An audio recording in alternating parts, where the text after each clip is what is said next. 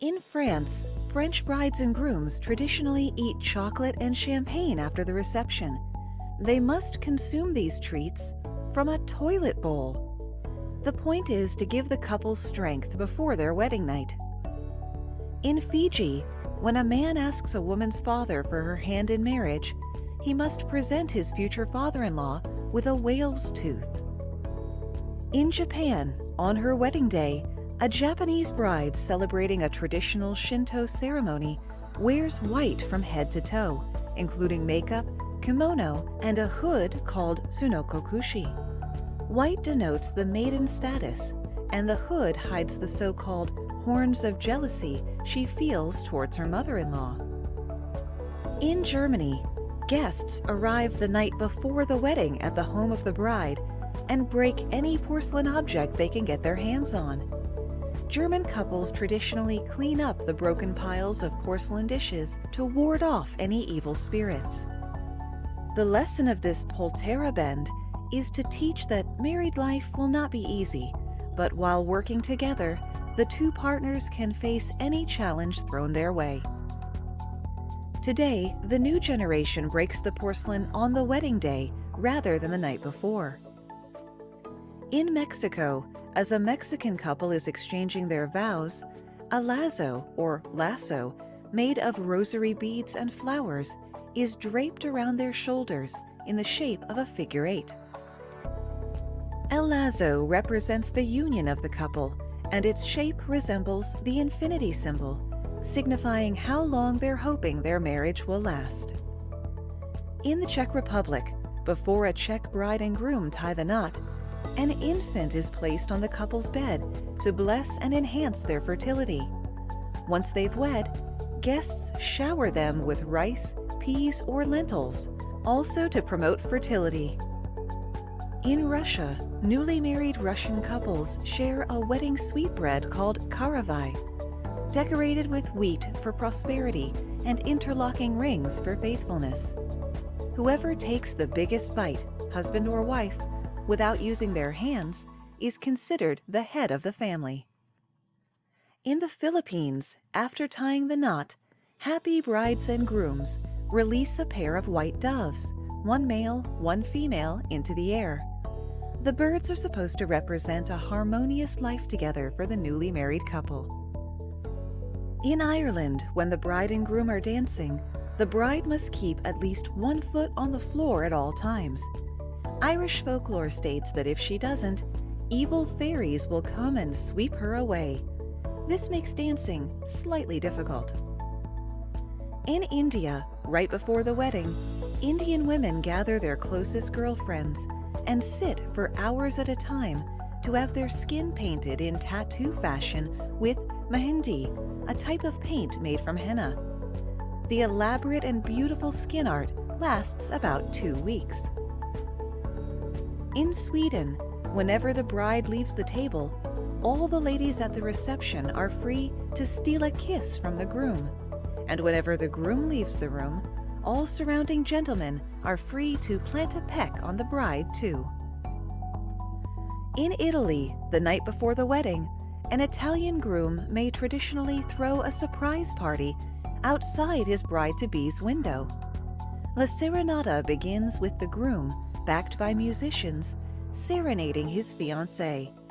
Then it turns into a full-blown bash, complete with a lavish buffet and all the couple's friends and family. In the Netherlands, the Dutch skip the usual guest book and opt for a wishing tree.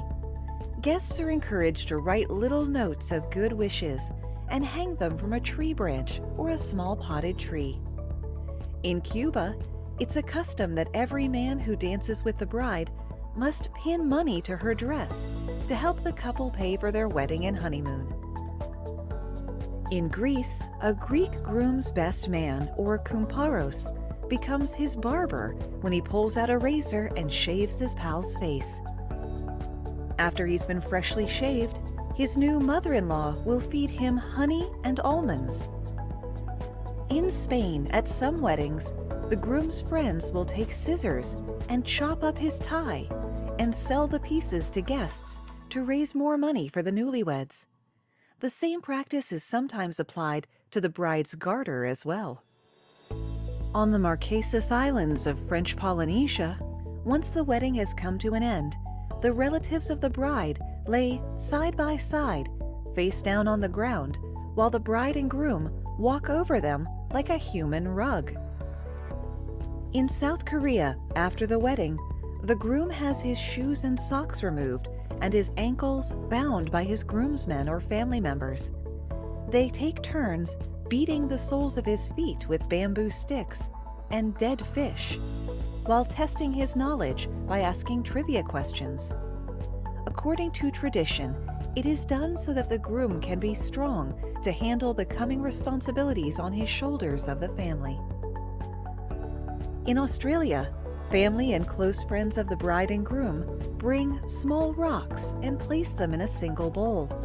This unity bowl, as it's referred to, goes to live with the new couple as a reminder of the love and support of their dear ones.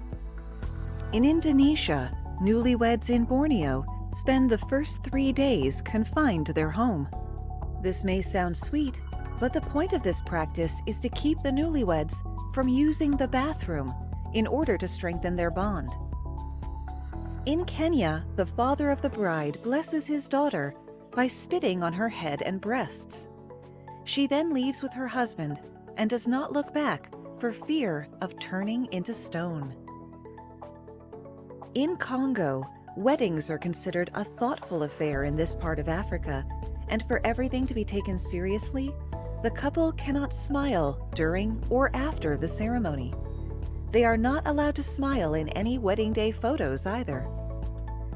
In Wales, the grooms are required to gift their new bride a wooden spoon of love. The wooden spoon of love is a symbol of a promise that a groom makes to his new wife. The wooden spoon of love indicates that he would never let his wife go hungry in her life. Welsh brides include a myrtle in the bridal bouquet. A myrtle is an herb that symbolizes love. The bride gives a cutting to each of her bridesmaids.